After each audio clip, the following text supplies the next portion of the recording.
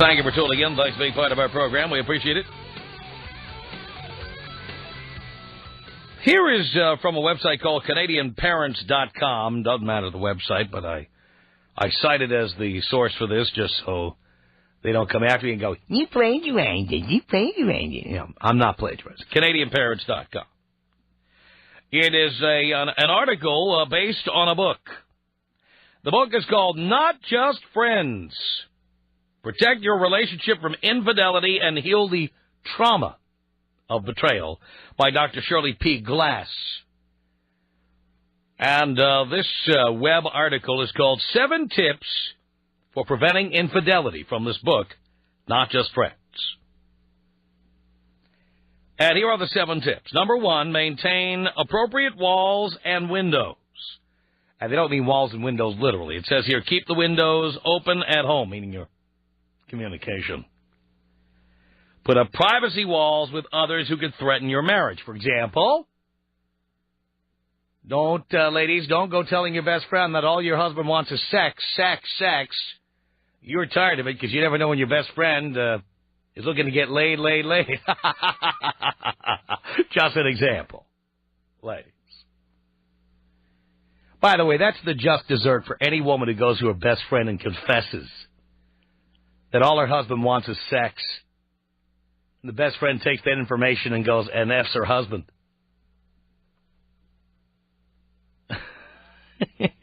You know what? Can I just say this here? I'll just make this comment at this point. And I've said this in relationships before, so it's no secret to anybody who knows me. I don't care what women talk about when they're alone. Never, never, never discuss my sex life with your friends. Never tell your friends about what we do when the doors are locked. Never. Because I'll know if you did it. Ever walked into a room full of those cackling bitches, you know, all your wife or girlfriend's best friends?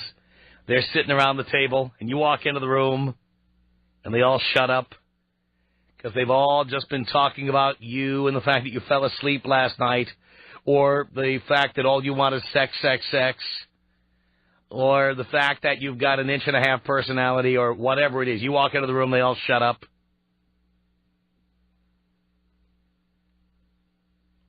I have always made this a precondition of a relationship. Tell your friends about our sex life, and the relationship is over. There'll be no more sex life. And I will find out. So don't ever do it.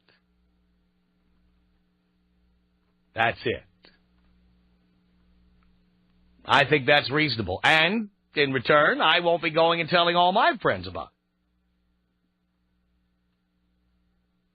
it. I mean, no matter who you are. I'm not talking about anybody in particular, but just go over the list of people from the past. In my mind, the things I could have told my friends, those of you who wouldn't have sex with me for weeks at a time, those of you who kept saying, what about tonight, what about tomorrow, what about a week from tomorrow, what about Valentine's Day, what about the year 2000, what about, those ones? Those of you who would not take your clothes off in front of me, those of you who wouldn't get into the hot tub with me, those of you who, the list is long. Those of you who would only have sex in a missionary position. Those of you who only wanted to lick it around the edges. Come on, let's get down the list. The list is long. I could have gone to my friends and advertised these facts. I didn't. By the way, I think that reflects as much on the person telling this information as it does on the person who is guilty.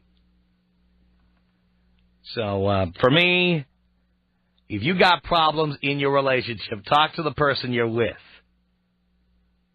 Not the girls or the guys.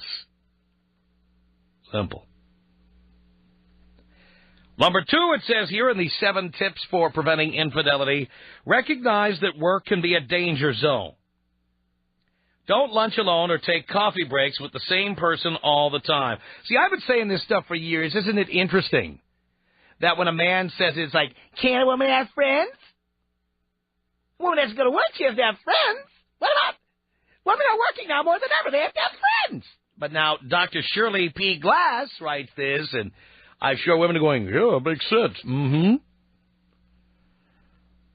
You can't, if you're working and you have a husband or a boyfriend, you cannot be going out to lunch with guys at the office. You cannot be going after work with a guy at the office for drinks. Or, by the way, guys, you can't do it with women at the office. If you care about your relationship, you can't do it. It doesn't matter if you think it's totally innocent. These things can change in a moment. A moment. During one of my marriages, I was propositioned by the best friend of my wife.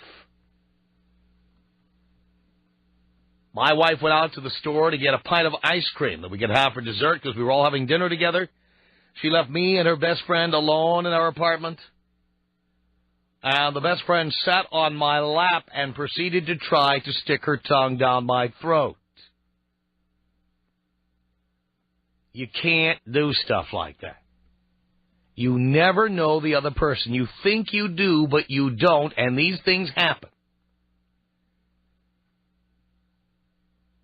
You can't do it. And I think the same thing is true at work. No.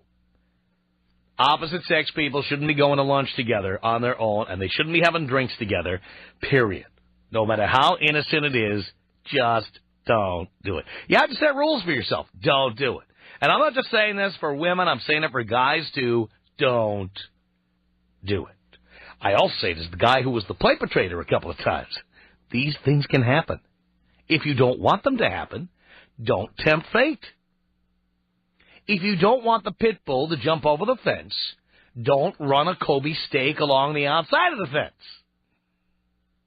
The pit bull will jump over the fence eventually. That's what happens. Number 3, it says here, avoid emotional intimacy with attractive alternatives to your committed relationship. Resist the desire to rescue an unhappy soul who pours his or her heart out to you. That's also good advice. And ladies, you don't go to that guy who looks like George Clooney and tell him all about the problems in your relationship. You know where that's going. You know. If you don't, you're in denial. Number 4, protect your marriage. This is the one I say all the time. Nobody wants to hear this. Protect your marriage. I'll extend it to say also your relationship by discussing relationship issues at home. It says here, if you do need to talk to someone else about your marriage, make sure that person is a friend of the marriage. If the friend disparages marriage, respond with something positive about your own relationship. Yeah, I see that as a red flag. If your girlfriend, your wife, your husband, your boyfriend, if all of their friends are divorced, or they're all screwing around, or they're all in trouble in some way or another. Bad, bad, bad. You go out with the guys, and you're the only one who's married, or the only one with a girlfriend, and everybody else doesn't. Bad. I get awfully nervous when someone's best friend is always out screwing around, or always out bar hopping, or having girls or boys' night out. I think that's just very bad. And it never leads to anything good. Number 5, it says here, this, by the way, women fall for this one. Men are the big bad wolf, and they know what they're doing. But women somehow talk themselves into believing everything's okay. Keep old flames from reigniting. If a former lover is coming to the class reunion, invite your partner to come along. If you value your marriage, think twice about having lunch with an old flame. This one I agree with 100%. There are no lunches with ex-boyfriends.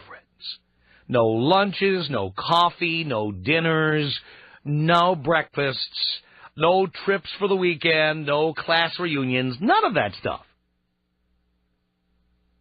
You just don't do it. If a guy does it, I know why a guy is doing it.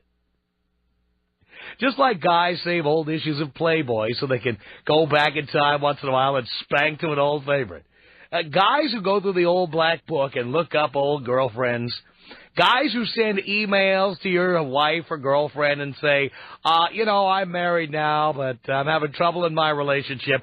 Those are the guys who are the worst. Those are the guys who are dangerous. And women either pretend not to see this or they really don't see it. I mean, you know what? Guys are refreshingly frank about this one thing. Guys lie about lots of things. But one thing guys are honest about, when you delve into the past and you look up somebody from the past, it's not because you want to have a cup of coffee and see pictures of their kids. I'm amazed that women ever believe that. Every time I've ever picked up the phone and dialed somebody that I haven't seen naked in a couple of years, even if they're married, the point is to see if there are cracks in the armor.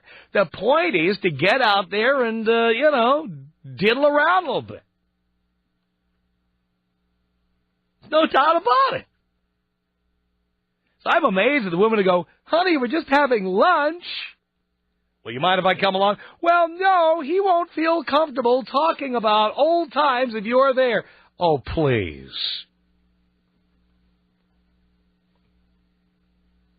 And here's the other thing. Some of you may say, well, you're a very controlling individual. You know what? It's not that I'm controlling. I don't want to be in a relationship like that. You know what? Anybody who wants to do those things can be in a relationship with somebody else, just not me. Anybody who feels the need to go out and have lunch with ex-boyfriends all the time, date somebody else. Just don't date me. Don't date me. Don't marry me. Because I know what happens. I know why guys want to have lunch with you. I know when an ex-boyfriend says, I'm in town and I want to have a cup of coffee, I know what that means. It means that a guy has, nothing going on, and he figures he'll start delving into the past to see what he can find, and what he can get, what he can take. And what is amazing, it's the perfect crime for men, because women think it's romantic that we look them up. Ever been in one of these situations? You call up a woman from the past like, oh, it's so great to hear from you. I was thinking about you the other day. By the way, your girlfriend, your wife, they're always discussing their exes with their best friends and the other girls. They sit around, hey, remember that guy? Remember that guy who looked like Brad Pitt I used to go with? Yeah, remember him? God, he was hot. Whatever happened to him? I heard he's getting married. I heard he's getting divorced. Really? Oh, they do this all the time. There's nothing more flattering to a woman than when the guy who looked like Brad Pitt sends an email or calls in from the past and says, I'm going to be in town. How about lunch? It's so flattering. Meanwhile, the guy who looks like Brad Pitt, all he wants to do is like putting raw meat in front of a tiger. All he wants to do is devour it. So, it leads you to believe that, on the one hand, either women are stupid or they're very smart. But please. Number 6, I also agree with this one. Don't go over the line when you're online with Internet friends, whatever those are. Discuss your online friendships with your partner and show him or her your email if he or she is interested. Invite your partner to join in your correspondence so your Internet friend won't get any wrong ideas. Don't exchange sexual fantasies online. I go a step further. You're a loser if you are online chatting with other people, okay? That's it. We've had a chat room on this show, on our website. We got rid of it. The people who sit online all day and chat, the people who meet people online and then start dialing them up or flying across the country to see them, you're a bunch of losers. I have a girlfriend, I get very nervous if I thought she was in chat rooms all day and said, here's my new friend Brad. Oh, yes, he's online, and I wanted you to know I'm talking to Brad online. Please. There's something wrong there. All right? And finally, and this seems like a repetition of something that was said earlier, but it doesn't hurt to put this in. Make sure your social network is supportive of your marriage. Surround yourself with friends who are happily married and who don't believe in fooling around. Now, it says here that this book is draws on more than 2 decades of original studies and hundreds of clinical cases to document new crises of infidelity, many of them are online relationships and what have you.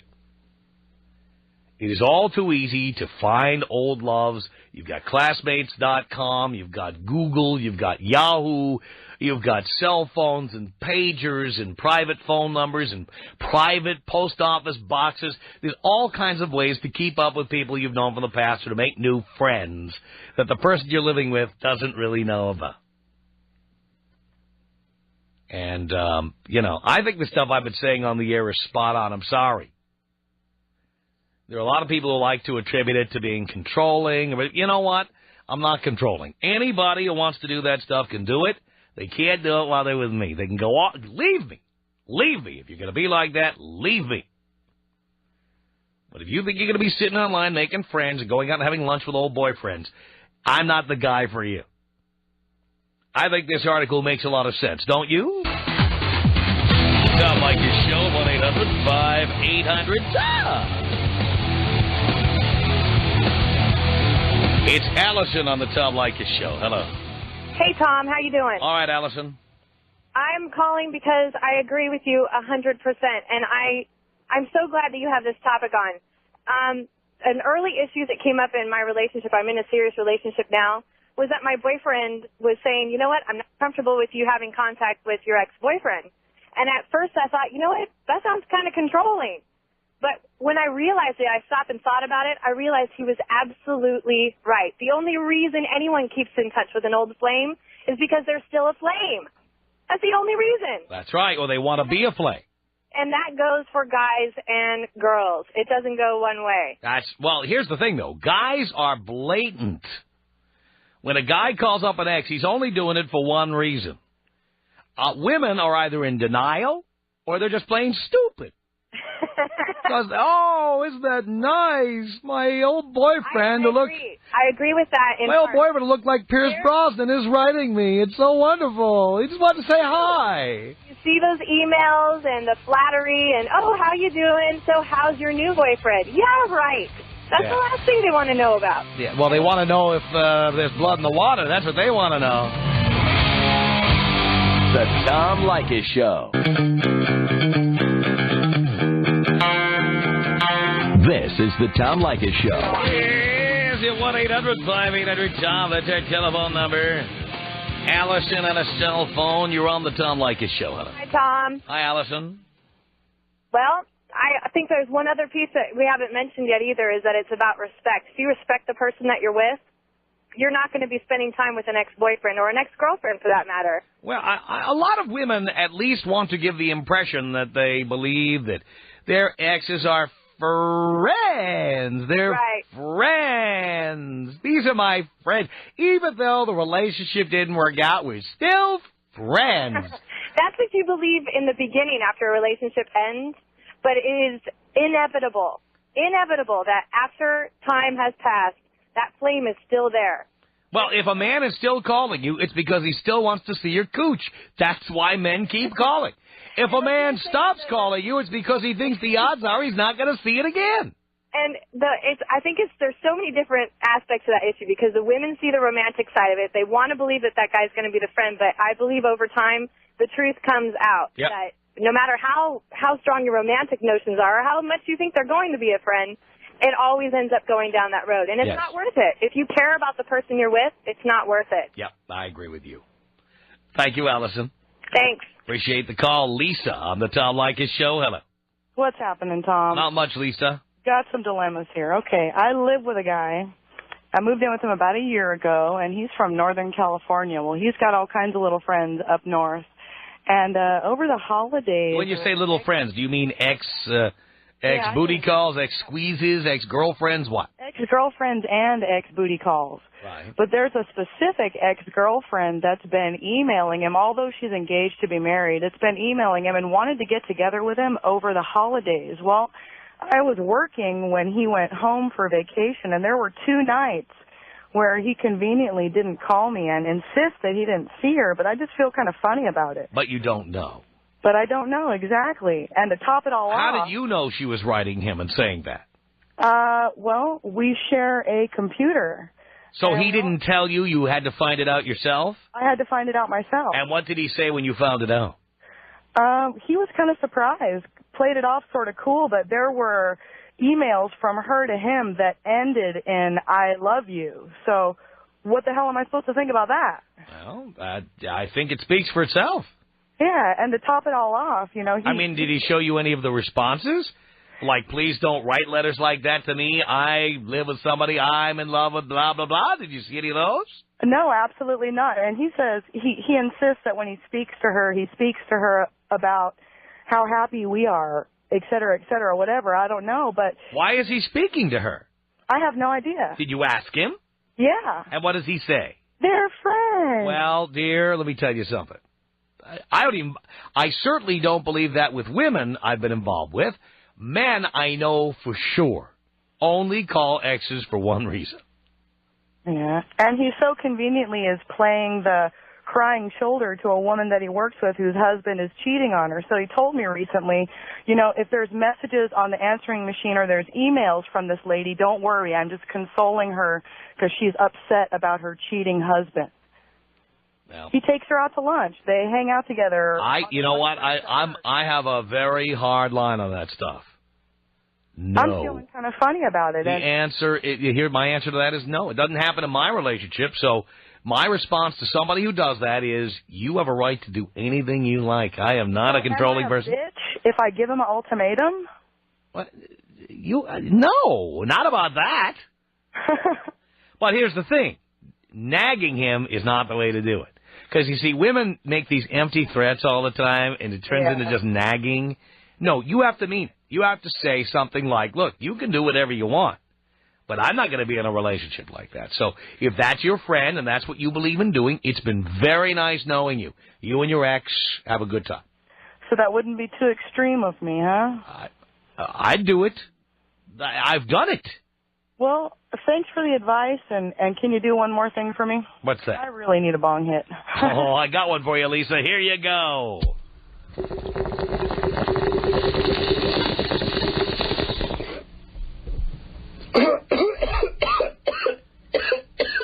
Corrine, you're on the Tom Leykis show. Hello.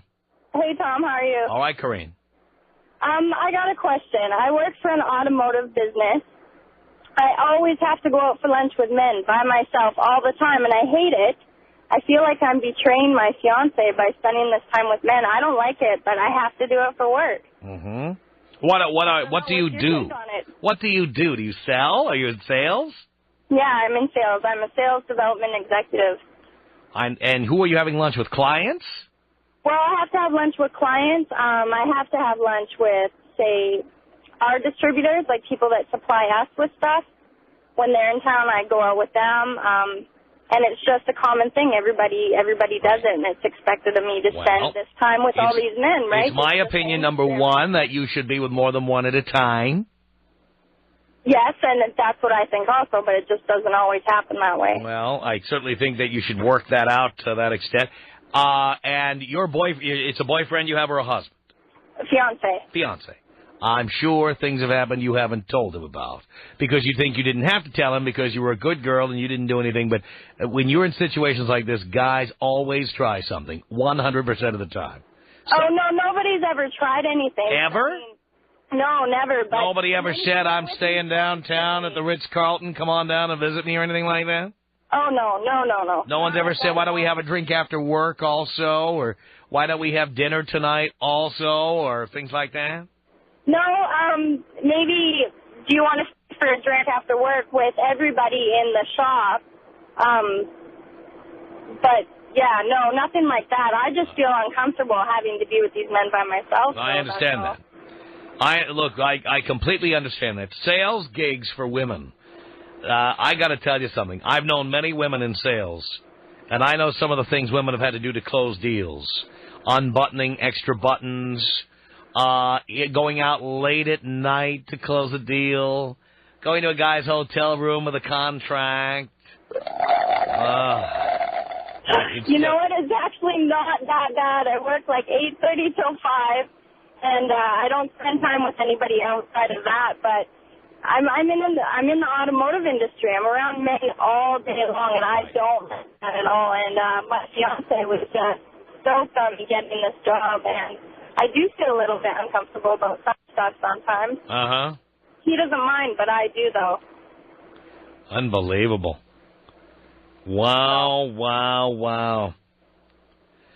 Fascinating. Well, no, you can't. Obviously, you can't quit your job if you're not running into this situation, and your fiance is okay with it. Well, then that's fine. But personally, I swore off women in sales. I swore off women in the entertainment industry. I swore off actresses, news anchors, news reporters. There's a whole group of women I swore off.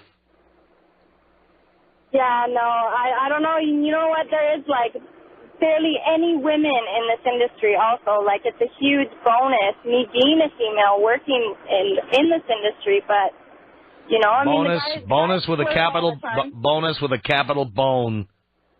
Yeah, well, exactly. What are they thinking about? They'd rather see me than a man, right? Of course. And if you're only 25 years old, Karina, if it hasn't happened already, it will happen. Oh, I'm sure. Some guy's leg will rub against your leg. Some guy will say, hey, let's skip out of here and spend the afternoon having mimosas or something like that. Yeah, something like that. But, I mean, at least I know better and I wouldn't do it. But, I mean, when it's a customer and you're trying to be nice and do whatever and, you know, laugh when they flirt with you and stuff, and that's as bad as it has gotten. I mean, the guys flirt with me all the time, but, you know, I don't really like it, so, but it's my job. What am I supposed to do? I completely understand, Corinne. Thank you for the call.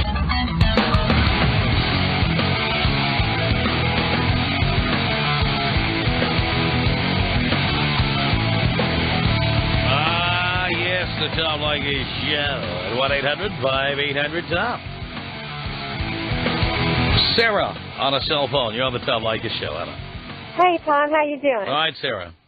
Good. I heard your list that you read, and it was definitely all true. And there were a couple of things that I didn't hear you read, and I may have missed it. But you. Oh, keep in mind, these were just taken out of a book. Right. And so the book is a lot longer than this article, and I'm sure there's a lot of other information in it. I don't know if they mention in the book or not, but I was thinking, you know, a lot of times women in particular will accept gifts from guys that aren't, you know, the person they're in a relationship with. They'll let guys fix their car or fix something in their house. Anything that they accept from somebody that's not the one they're in the relationship is just spelling trouble. Yes. Have you ever heard of women getting, like, clothes or shoes? Yeah, definitely. You know, can I tell you something? My girlfriend came to town from Argentina. She was in Beverly Hills shopping. And a guy came up to her and said that he worked for Guess Jeans and that they give jeans to women all the time. Just give me a call at home. We're giving away jeans. We give jeans away. Oh, that's not true. And she came to me and said, isn't this great? I'm going to get free jeans. I said, come on. Oh. What do you think that is? Come on. Yeah, my I'm earning my jeans right now, yes. Definitely. And my fiance has an expression that, you know, nothing is free. You know, he's like, there's always a price. I'm a guy. I wouldn't give anything to a chick unless I was going to see her naked. Come on. It's true. Oh, yes, we give away clothes all the time. Yeah, right. Okay, fine. I just, you know, people shouldn't accept anything, any help, any gifts. And for that matter, when women do decide to meet with someone that's a former beau or whatever, they are reciprocating interest by doing this. And they can pretend that they're stupid or in denial or they just don't know or whatever. But I think they really do know. Otherwise, they wouldn't meet with them if they were truly disgusted by this person. Well, look, if you want to see an ex, how about you say, my husband and I are going to be in town. We'd love to have lunch with you. What's wrong with saying that? Yeah, people shouldn't meet with anyone without the person they're in a relationship with, especially if they're opposite sex. Yeah. But the other thing that I didn't hear on the list was I don't think it's wise for men or women to have sports trainers or anything like that that's the opposite sex, like a tennis coach, a personal trainer, whatever. It's just if it's a private training especially, it's like a time bomb. Yep, I totally agree with that.